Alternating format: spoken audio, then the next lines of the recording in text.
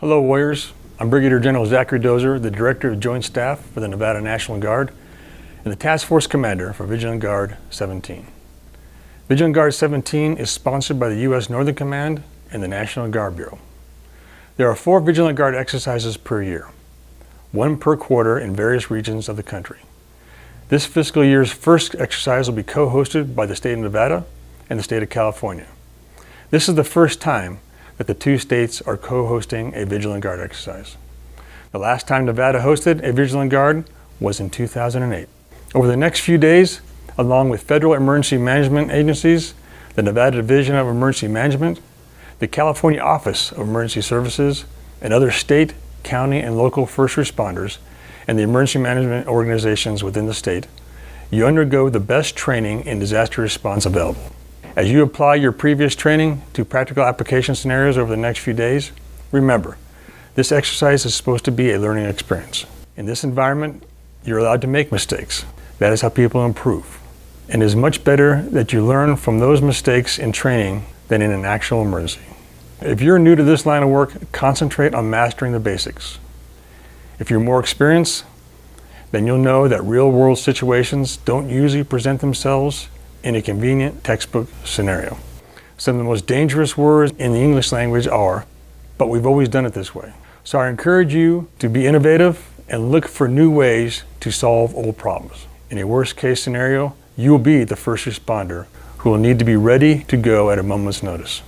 So embrace the challenges you'll face over the next few days. Good luck, and remember, safety first. Welcome. I'm Lieutenant Colonel Mickey Kirschenbaum, your State Public Affairs Officer, here with your Vigilant Guard 17 Public Affairs Briefing. The purpose of this briefing is to ensure soldiers and airmen participating in Vigilant Guard 17 are prepared and ready for media engagement. References for this presentation are Joint Publication 36-1, Doctrine for Public Affairs and Joint Operations, and Field Manual 46-1, Public Affairs Operations. During this briefing, we will discuss interaction with the media, interview tips and techniques, public affairs guidance, talking points and interacting with the media, and then public affairs context. Your rights in interacting with the media. Please check the credentials of any media members that you interact with. Media members should have been vetted by your public affairs staff. If they do not have proper credentials, please notify your chain of command or public affairs representative. Don't answer questions if you're not sure of the proper answer. Please remember to stay in your lane. Remember that you control the topic of the interview. The interview is in your command, and you can start and stop anytime you need to. Tips and techniques for interview. Relax. Remember to maintain operational security at all times. Answer directly and tell the truth. Do not try to avoid or evade or give false answers. Avoid military jargon and acronyms. Discuss only those matters that you have direct responsibility for or personal knowledge about. And also assume that everything you say is on the record. Take time to think about the answers you're going to give before giving the answers. Remember to think about what you're going to say before you answer the questions. If an interview is taped, there's no harm in pausing before you answer the question to gather your thoughts. Keep responses brief, but answer the question to your fullest ability. Your responses should show positive aspects of the mission, the Nevada National Guard, and the community. Always remember to answer one question at a time, as to not confuse yourself or the interviewer. Never say no comment.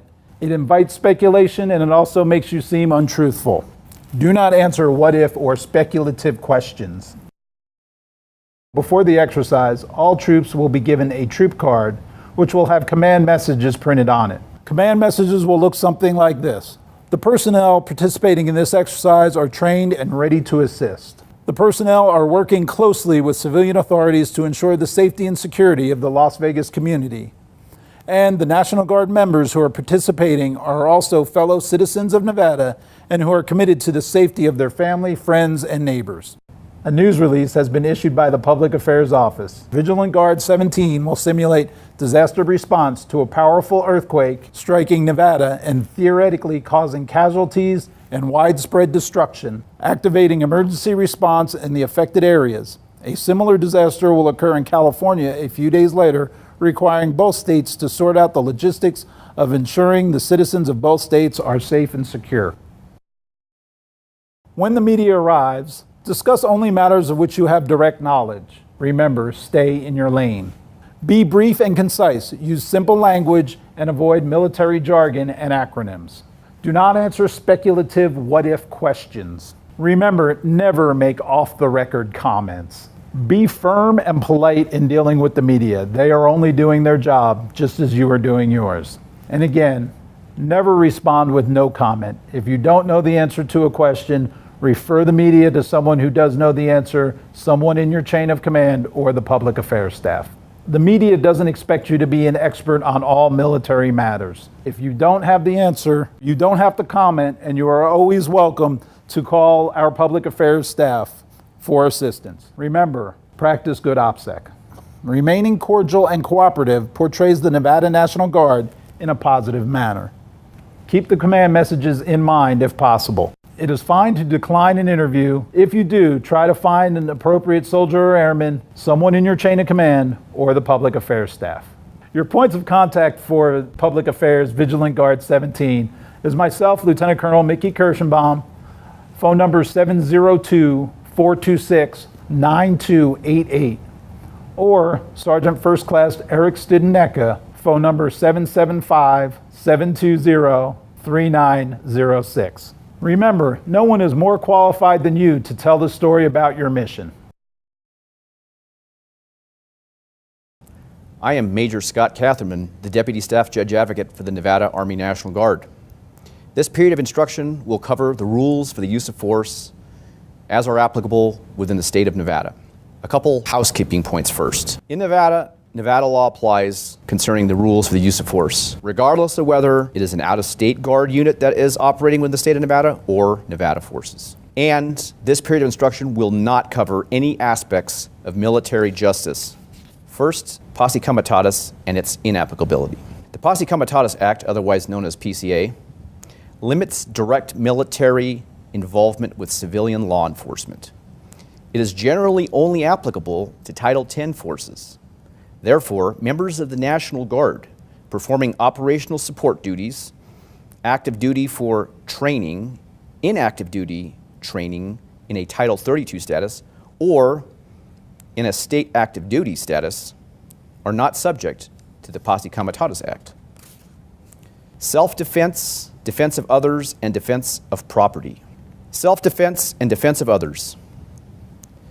Only force that is deemed necessary and reasonable as analyzed within the context of the known facts and circumstances at the time may be used. In other words, minimum force consistent with mission accomplishment. Defense of property. Only force that is deemed reasonable and necessary may be used. However, deadly force may not be used for defense of property, except in a few limited circumstances. Those circumstances would include property that has been identified as vital to health and safety. And the identification is never made by the soldier on the ground. Such property will be identified in advance, and force may not be used to prevent looting of property. Use of force and its limitations. A quick reiteration. Force used must be necessary and reasonable in the context of the known facts and circumstances at the time. Force should only be used as a last resort, and whenever possible, simple verbal commands should precede the use of force. Force used should be proportional to the threat.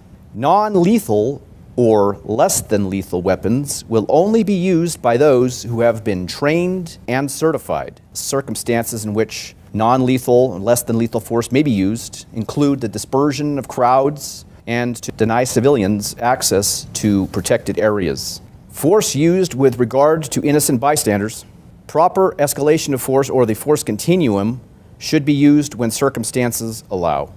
Deadly force under Nevada law. Deadly force is justified only by extreme necessity. Nevada Revised Statute 200.200 states, deadly force is authorized only when both of the following circumstances are present. 1, The danger was so urgent and pressing that, in order to save his or her own life, or to prevent his or her receiving great bodily harm, the killing of the other was absolutely necessary, and the person killed was the assailant, or that the slayer had really and in good faith endeavored to decline any further struggle before the mortal blow was given. Please note that 1 and 2 are conjunctive, meaning both must be present. However, under element number 2, it is a disjunctive, as is apparent from the or. Therefore, the necessity in number 1 must be coupled with either the fact that the person who was killed was the assailant, or that the necessity is coupled with the fact that the slayer, you, had really and in good faith endeavored to decline any further struggle before the mortal blow was given. A bare fear of a threat is not sufficient to justify the use of deadly force. Rather, it must appear that the circumstances were sufficient to excite the fears of a reasonable person, and that the party killing, you, that is, really acted under the influence of those fears and not in the spirit of revenge or some other unauthorized purpose. When possible, use of deadly force should be preceded by clear verbal warnings when the circumstances allow. And when deadly force is used, well-aimed deadly force should be used if the circumstances allow. Warning shots, however, are never authorized. If a shot is fired, that means all the requirements for the use of deadly force have been met. The arming orders. Local commanders will be the ones who determine the arming order, and this will normally be based on the known facts and mission requirements. The arming order, generally speaking, governs how the weapon will be carried, location of the magazines, whether in the weapon or in the magazine pouch, and whether or not the chamber should be charged or empty. Modifications to arming orders will, generally speaking, also take place at the local commander level, and the acronym METTC, Mission, Enemy, Terrain and Weather, Troops Available, Time, and Civilian Considerations, will be considered when modifying the arming order.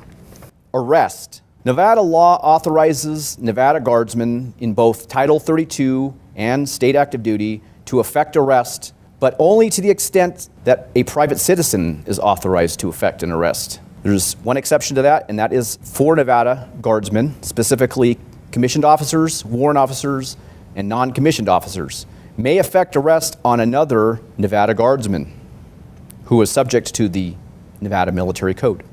Rather than arresting someone, you should detain them and allow civilian law enforcement to effect the arrest. Detaining is for the force protection and the protection of the civilian population. However, deadly force may never be used when effecting an arrest or detaining an individual. Force, however, may be used insofar as self-defense or defense of others. When detaining, ensure that your words and your actions cannot be perceived by the suspect as effecting an arrest. The reason for this is clear. Arrested persons have additional rights. I am sure you have heard you have the right to remain silent. You have a right. You have a right. Those rights do not exist at the time of detainment. Therefore, you do not want to arrest, you want to detain. Let the law enforcement arrest. Evidence can be excluded if obtained from an invalid arrest.